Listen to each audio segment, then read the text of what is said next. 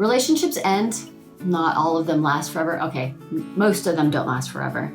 And sometimes we get to an ending that's it's just not very satisfying or very clear even. And you might decide that you want closure.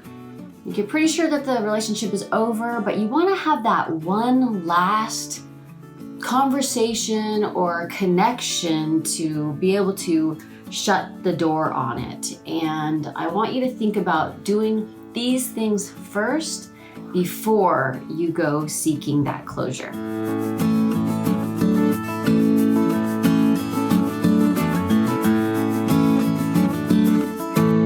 I'm Stacy Rocklein, and I help people create deep, meaningful relationships through healthy communication.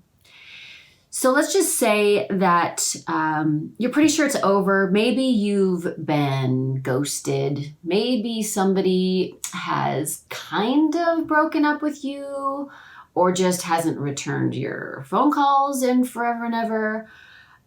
Or you had a big fight and it maybe it's over. You're not sure.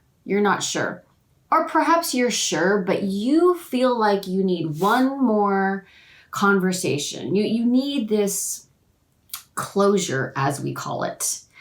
And it's usually one person has exited in whatever way it is, any one of those ways I just mentioned. And it's the other person that feels unsatisfied with the ending. And they're usually the one who wants closure. So they want to come back together because it feels like things are missing.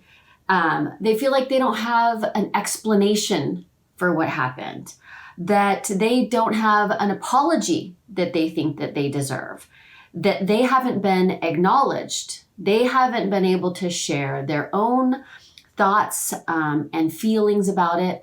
And actually, they haven't been told very explicitly, or at least not to their satisfaction, that this is over, this has ended. So maybe you want that. But I want you to set yourself up for the most success in this situation. And you do that by thinking about these three things. One, is it really closure that you want? It may feel like closure, but when I'm in a session and I start asking questions about this, sometimes what comes out is actually not that the person wants closure, but that they want one more chance to connect with that person, to perhaps reconnect so this relationship can continue on. They think if I can just explain how I feel or how I've been hurt or any number of things, then we'll be able to come back together. They think that if they tell the person how much this bothered them or how much they're suffering, that the other person is going to go, oh my God, I didn't know, and you're right, and I'm so sorry, and can I have a second chance and let's try again.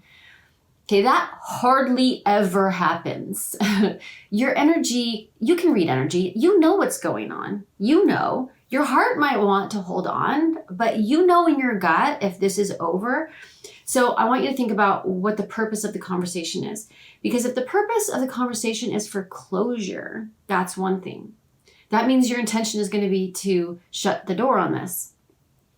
If your intention is to make one last attempt to reconnect in this relationship, you're going to want to go about this a very different way. You're going to want to be thinking about what would reconnect you.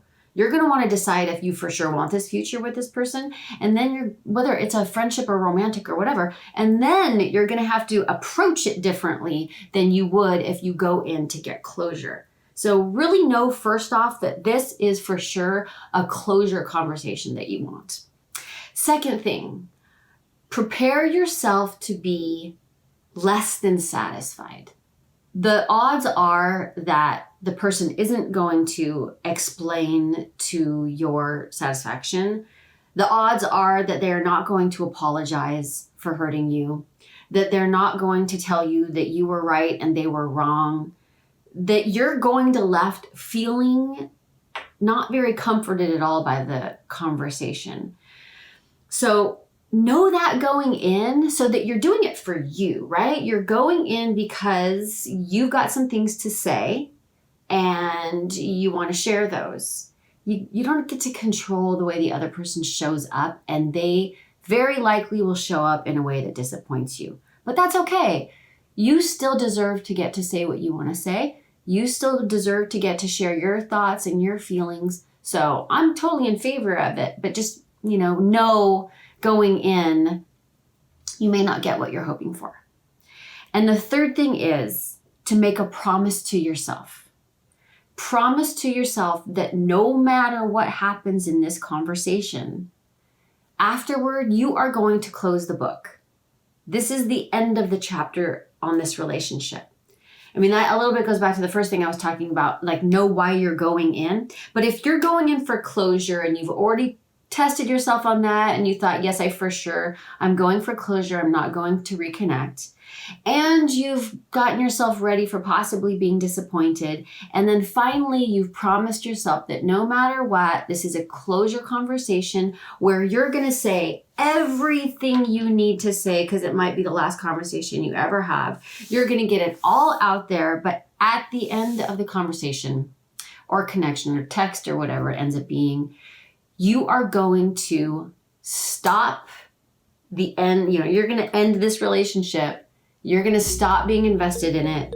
You're going to stop being in it, and you're going to move yourself forward. You're closing the door, you're closing the chapter, and you're going to do the things that you need to do to move yourself forward. There's going to be some grief. There's going to be some healing. There's going to be all kinds of things. And if you want to talk about how to get your own closure, there is a process for that. And I'm teaching a free closure class because unfortunately, people leave us hanging. People walk away from relationships and we are left with that feeling of needing closure. And even after we have this final conversation, we still feel unsettled. You can coach yourself through that. You can move yourself through that. And there's a process for it. And I'm teaching it in the free class that you can sign up for at the link. So test yourself. Do I really want closure? Okay, I do. Great. Prepare yourself to be a little bit unsatisfied. They're probably not going to give you what you need. You can get that yourself. That's why you want to go to the free class.